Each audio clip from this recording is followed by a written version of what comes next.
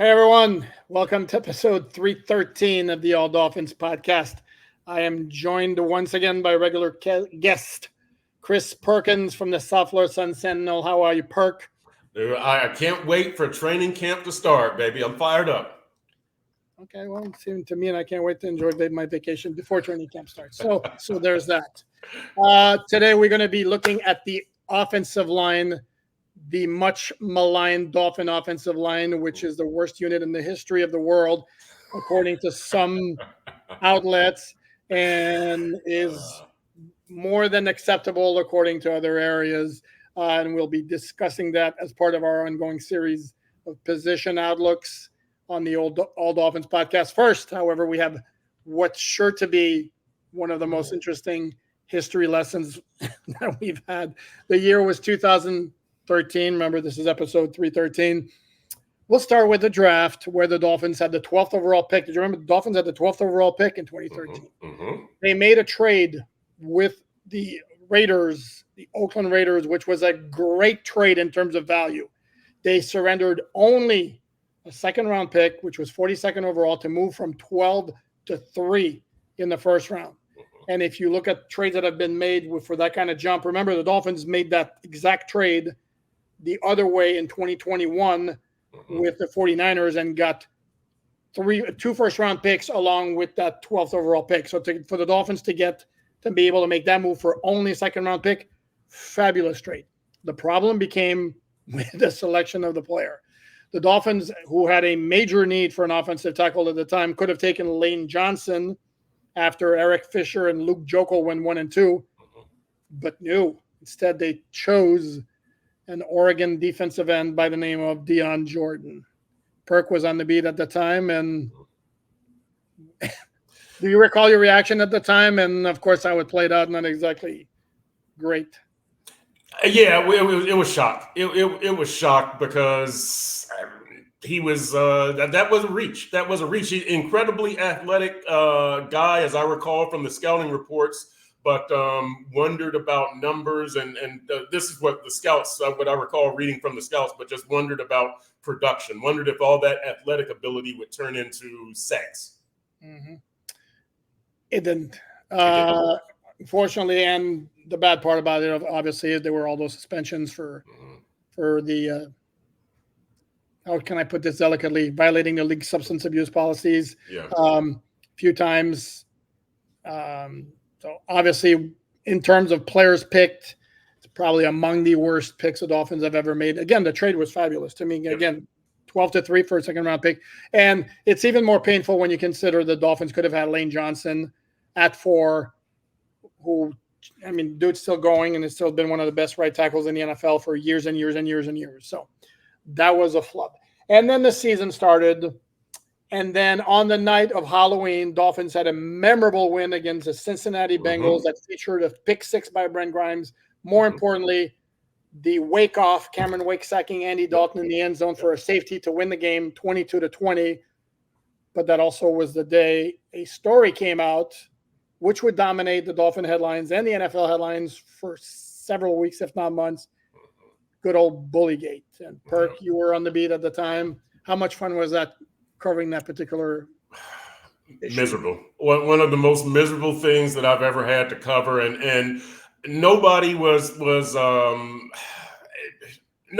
happy reporting that story because it was such a sensitive issue. And I'm sure all the viewers remember that there was the allegation made by Jonathan Martin, who I believe was the second-round pick in 2012 at offensive tackle out of Stanford, which might have influenced the Deion Jordan selection because you had just taken an offensive tackle the year before.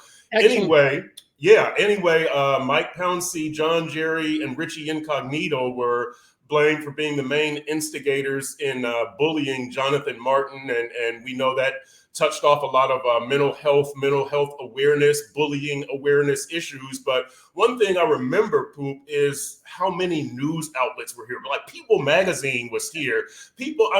Like all of these gossip magazines, the national news, ABC Nightly News, and Fox and NBC were here. And I remember being in the locker room a couple of times and wisely none of the players came out to talk because they knew what the conversation was going to be. And there would be a couple of, special teams guys, first year guys, and everybody would swarm them. And you would be peppering them with questions for like 3, 4, 5 minutes.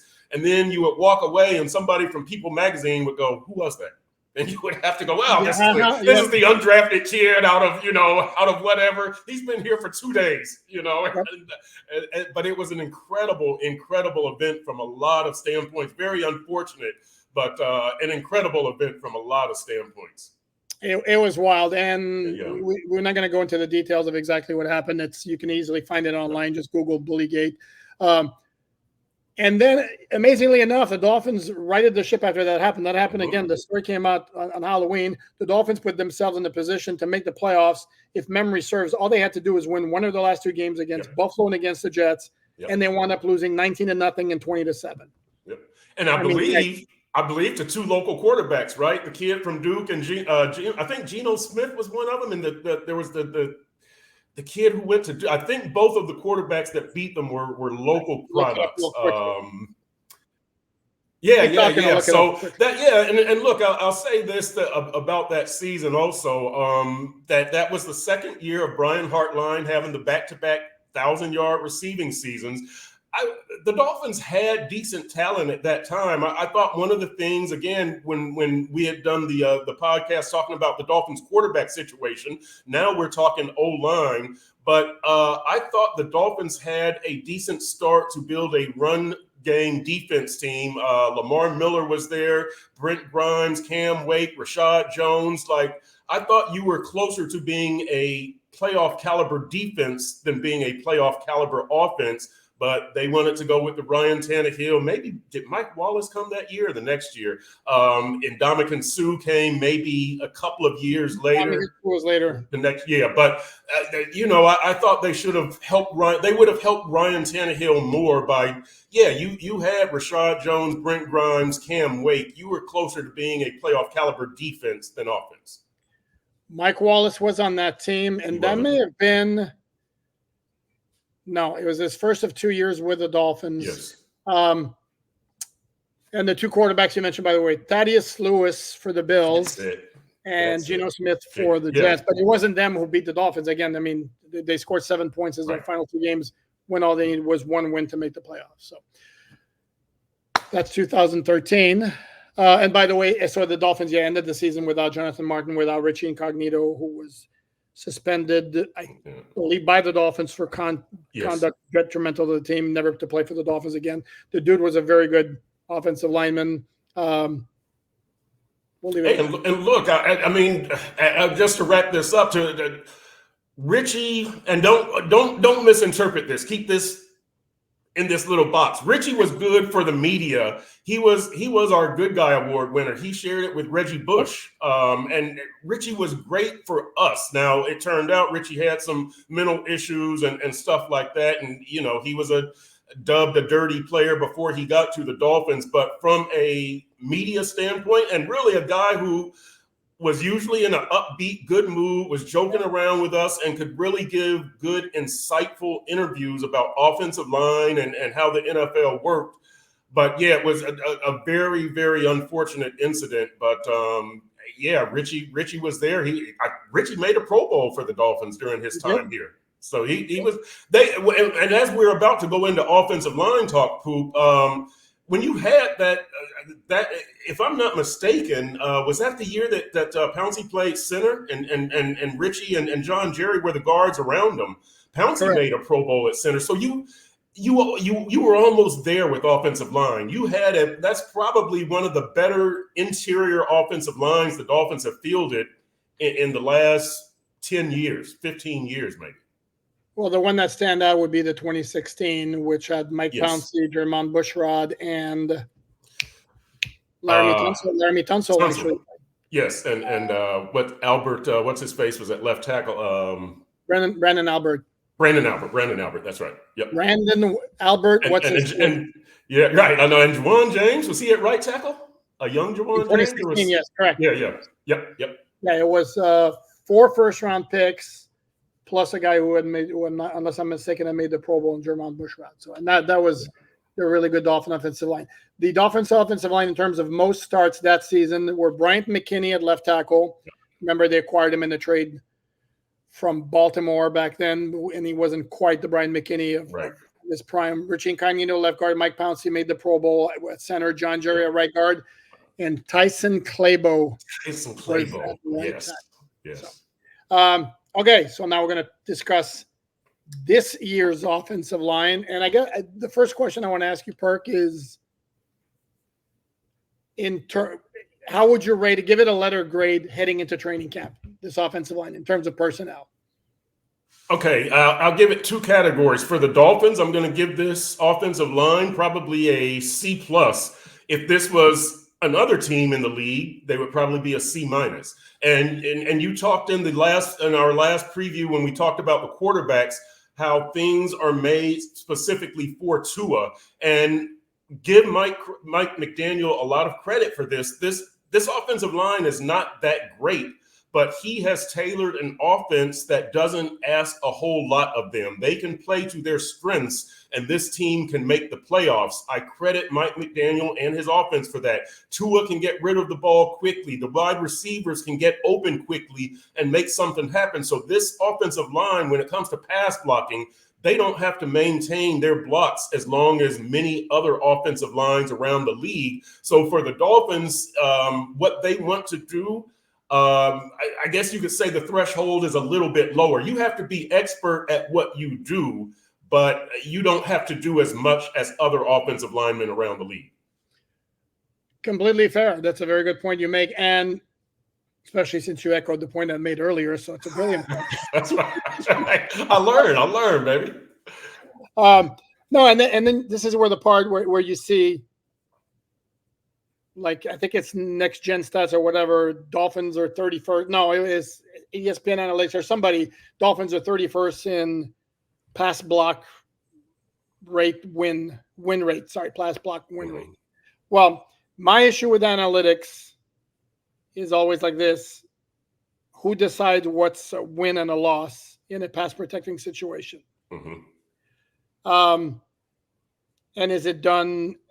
I have to do more research on this. Is it done individually? Is it done as a group? Because if you go on, and this is part of like analytics, one of the shortcomings of analytics is, like, for example, in pass defense coverage, sometimes they'll assign the blame, a completion on this particular DB who wasn't even the guy responsible for it. Or they may have been, they were playing a different defense. If there's a combination blocking up front and there's a twist, do we know for a fact which guy needed to have who? Were they supposed to switch? Were they not supposed to switch? Things like that. My eyeball tells me it's not a great offensive line. I don't think anybody would suggest it is.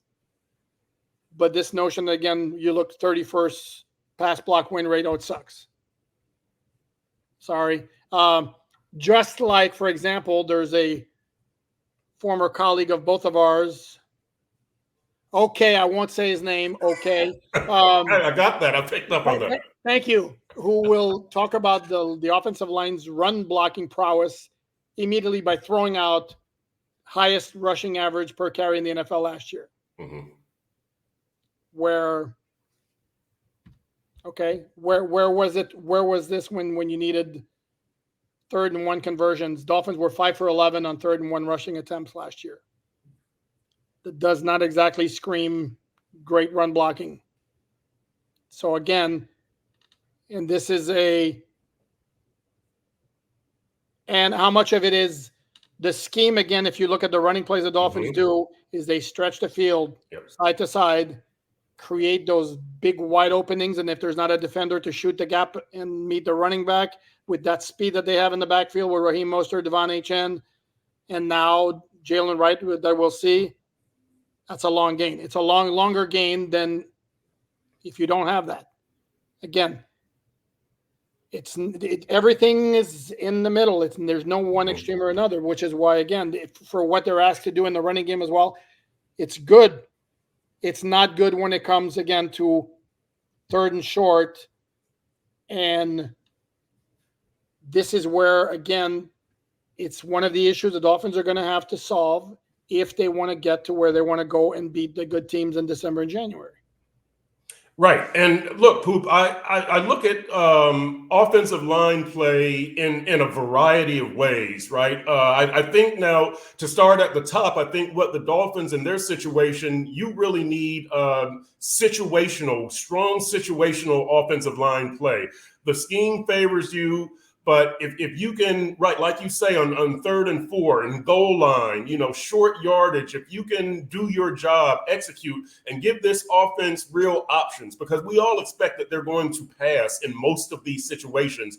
Give me some run options. Let me know that I can handle this man one-on-one so we can run behind you, or a combination block, we can run behind you. So I look at, that's what I want overall from the Dolphins offensive line. You don't have to be the best starting 5 in the NFL. Give me some situations where I know you're going to kick that other team's butt and we can count on you. Along those lines, so you can look at the Dolphins offensive line individually and say, well, Liam is this, well, Teron is this, or you can look at them as a group and say, the left tackle and the right tackle one-on-one, I trust them. If these 3 in the interior can work together, okay, now we're onto something. That's kind of how I choose to look at the Dolphins offensive line, right? That Teron, you got that. Austin Jackson on the right, you got that. Now, if we can get these 3 guys in the middle to work together as a unit, communicate, right, pick up those twists and stunts, keep that direct rush, guys like Micah Parsons from coming in and crushing Tua, then we've got a successful offensive line. I don't care if none of them go to the Pro Bowl. If there are things they can do effectively and keep this offense moving, that's how I'm going to judge success for this Dolphins offensive line. Yeah, and Pro Football Focus, whatever we want to say about that group, I mean, they do some good work. I caution against putting everything on their analytics and saying, so, well, there you go. Well, yeah. As one point of reference, they had the Dolphin offensive line as ranked as 18th in the NFL. And I know a lot of fans were like, crazy, they suck, and all that. And other outlets will point to the offensive line as the biggest concern, mostly the interior of the offensive line. And again, as always, truth is probably somewhere in the middle. The offensive line couldn't have been so bad last year if the Dolphins led the NFL in total yardage. So obviously it did something right. It wasn't all Tua, Tyreek, Jalen Waddle, Raheem Mostert, and all those guys. The offensive line played its part, while also acknowledging that the fact that Dolphins couldn't get the job done against the playoff opponents is on every part of the offense, including the offensive line. So to me, again, the most damning stat is 5 for 11 on 3rd and 1 rushing attempts. That's just flat out not good enough. And maybe when we talk about Mike McDaniel's over-reliance on the passing game in all sorts of situations, maybe there's a lack of confidence in his offensive line being able to push. And I guess it's would be kind of tough to find guys who can operate the scheme, which asks for a lot of lateral mobility, but while at the same time being able to do the power work necessary in 3rd and 1. Yeah, I think this is an offensive line again where you're stronger as a unit than you are individually, and so yes, I would like to see them get better situationally, like you say, 3rd and 1. And Poop, you bring this up. This was one of the things that I brought up last year. The Dolphins, the first Mike McDaniel's first year, I think they were 31st in rushing attempts. Last year, they were 15th in rushing attempts. So that is good, right? That is good. That's the dumb statement of the year. That's an indication that there's probably more faith in the run game, more faith in the offensive line, more faith in the play calling. I want to see that increase again. I don't want them to be like number 2 in rushing attempts, but we do talk about Mike McDaniel going away from the run. And look, 2 years ago, McDaniel's first year, if I'm not mistaken, Poop, didn't Raheem average 4.9 yards per carry?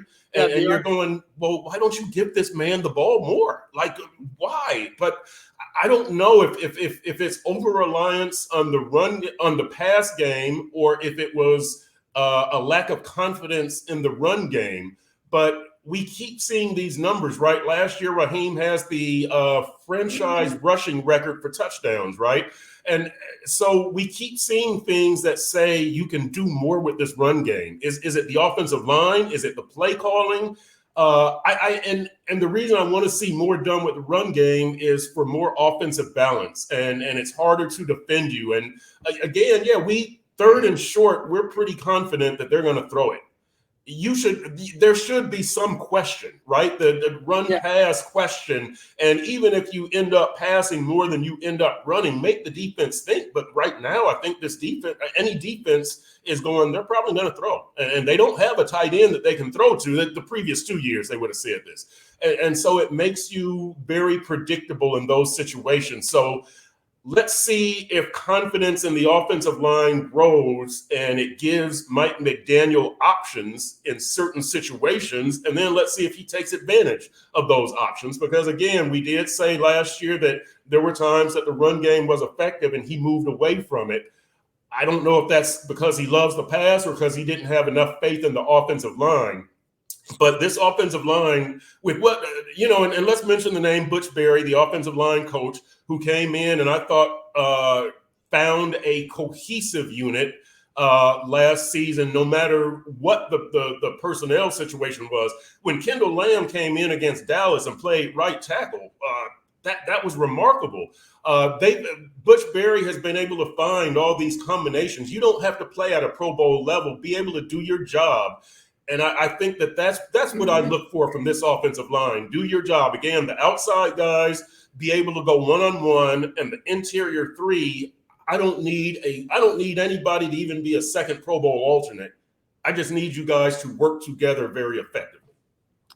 Yeah, and to your last point, if you look at the teams that have been really, really good in recent years, outside of Kansas City, which may have the best interior three, excuse me, with Trey Smith, Creed Humphrey, and Joe Thuney.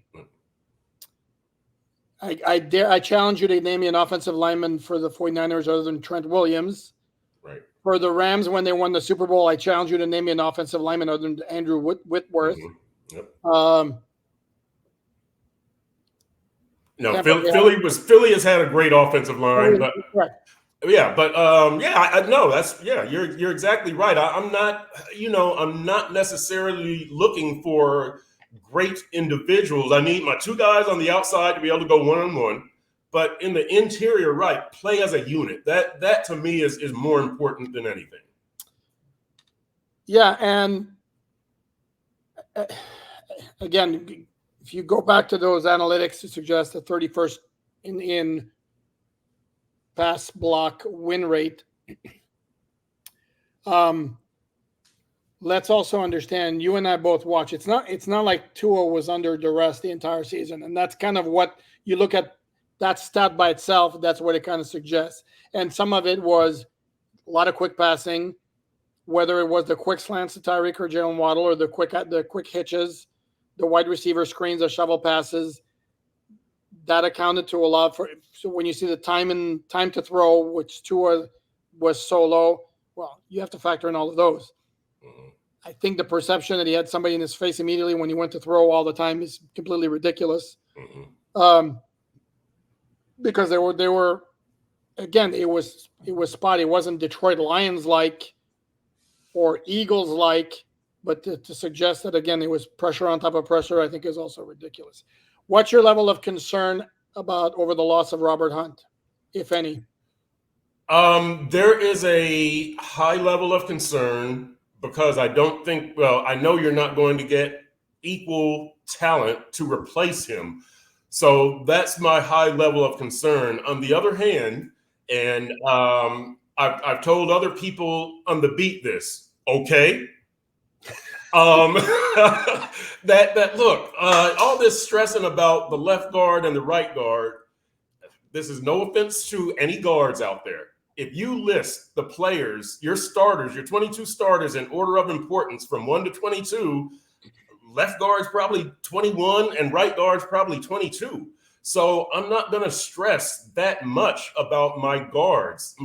Give me a good center, a good left tackle, and a good right tackle, and I'll roll from there. You can't have 5 all pros. And, from that standpoint, Poop, I going individually with this offensive line, I would be comfortable if they carry 4 offensive tackles. Teron Armstead, your starter on the left. Austin Jackson, your starter on the right. Patrick Paul as a backup, your second-round pick from Houston. Kendall Lamb as a backup. The good, hardworking, very, very smart veteran. Those 4, okay, I'm good with that. Now, what you do in the interior, right, is Aaron Brewer, your starting center? Is Liam Eichenberg your starting center, and the other one is a guard? Does Robert Jones factor into the starting thing? What about Jack Driscoll? That stuff could probably work itself out in camp. And do you need to go outside the roster to find somebody? Okay, that stuff.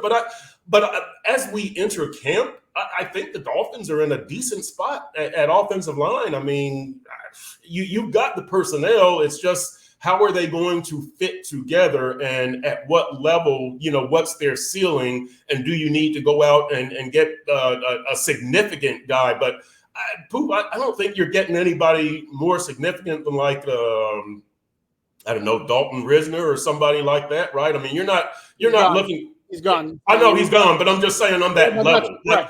Yeah, you're not looking to get another Mike Pouncey.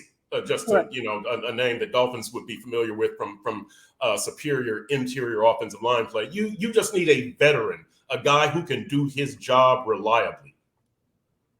Correct. So to answer my question, then you're not concerned about Robert Hunt leaving. Not I am, but there's not really, no, because there's nothing you're not going to replace him with equal value. You're just not. So you make do with it. You keep it moving.